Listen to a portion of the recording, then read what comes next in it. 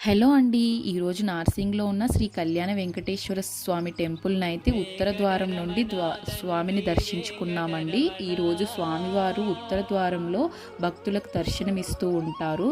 ఈరోజు ఏ గుడిలో చూసినా అయితే భక్తులు కిటకిటలాడుతూ ఉన్నారండి. దర్శనం చాలా ప్రశాంతంగా జరిగింది. అలంకరణ చూశారు కదా, చాలా అందంగా అలంకరించారు.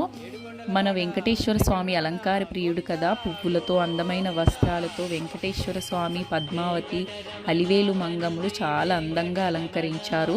తండ్రి అలంకరణ చూసి నాకే అనిపించింది, ఎవరి దిష్టి తగలకూడదని. అంత అందంగా ఉన్నారు.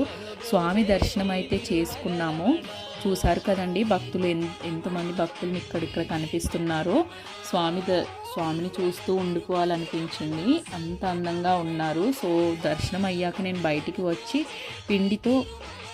స్వామివారికి పిండితో నెయ్యి దీపం అయితే పెట్టానండి. పిండితో దీపం పెట్టడం వల్ల మన ఇంట్లో ఆర్థిక సమస్యలు, సంతాన సమస్యలు కానీ, ఆరోగ్య సమస్యలు ఇలాంటివన్నీ తొలగిపోయి, ముఖ్యంగా అయితే వెంకటేశ్వర స్వామికి పిండి దీపం అనేది చాలా అత్యంత ప్రీతికరమైనది. ఈరోజు ఉపవాసం మీకు వీలైనంత వరకు ఉండడానికి ట్రై చేయండి. సో నేనైతే ఈరోజు ఉపవాసం ఉంటున్నాను. మరీ వాటర్ తాగకుండా అయితే ఉపవాసం చేయకండి. మీ శరీరం సహకరించేంత వరకు